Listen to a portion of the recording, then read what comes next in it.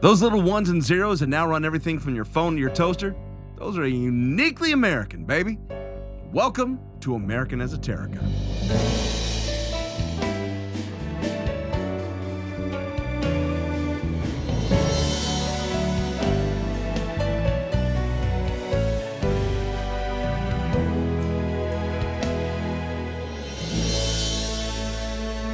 If history class gives you the garage sale plan, this is the sudden change in the weather forecast 2 days out.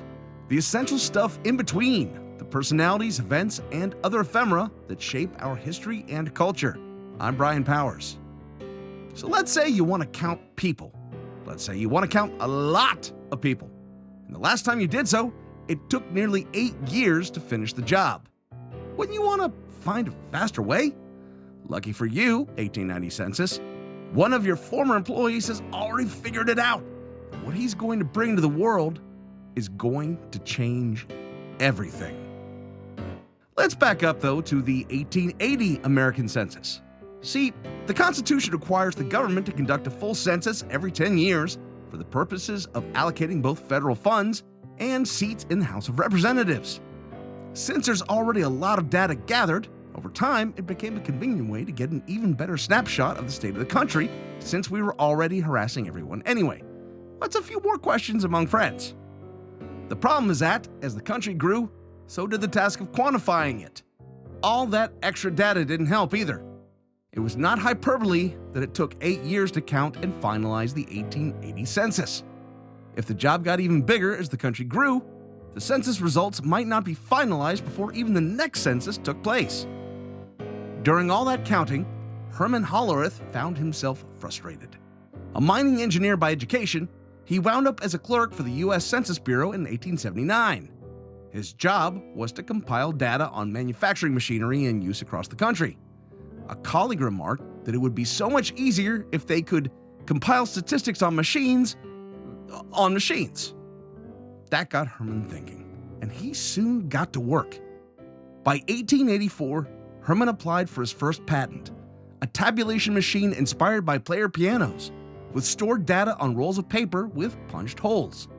He switched to punch cards a couple years later, the first to use them for data processing, and his big moment came in 1888. His former employer, the U.S. Census Bureau, held a contest to find the fastest tabulation machine to automate the counting process and speed up the data collection. The prize? A contract to count the 1890 census.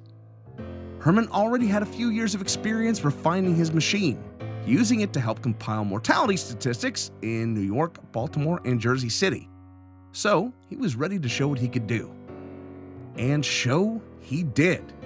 It took his competitors 144.5 and 100.5 hours to capture the test data. Herman Hollerith managed it in 72.5. Tabulation was even more incredible. Herman's machine operated literally 10 times faster than the closest competitor. There was no competition. Herman was the easy victor.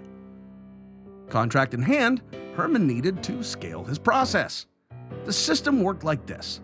Clerks would use a machine called a pantograph to create a punch card that signified a census response. That card would then be placed on the counting machine.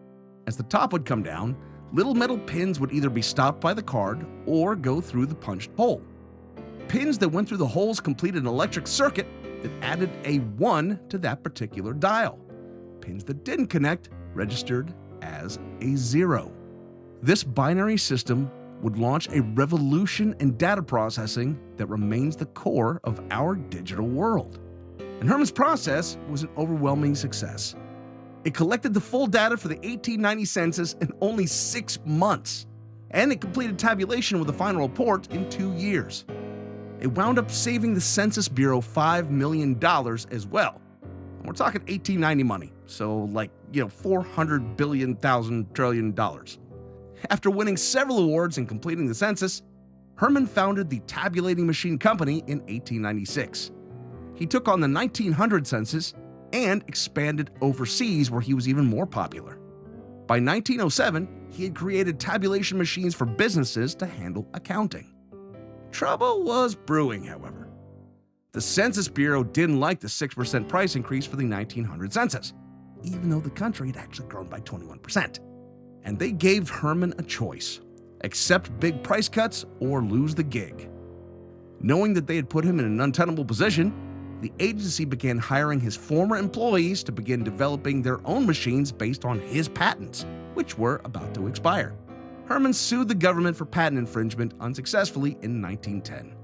Perhaps frustrated with losing the census work, Herman Hollerith sold his tabulating machine company to a forward-thinking investor who merged it with two other companies, where it became the core of the new behemoth, the Computing Tabulating Recording Company.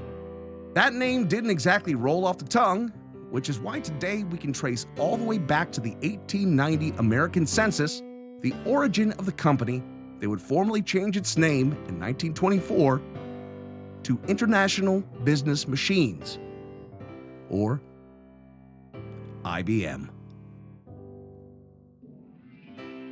This has been American Esoterica. All sounds were made by me, Brian Powers. Did I get it wrong? Did I get it right? Just want to tell me you're just not a PC person? Drop me a note.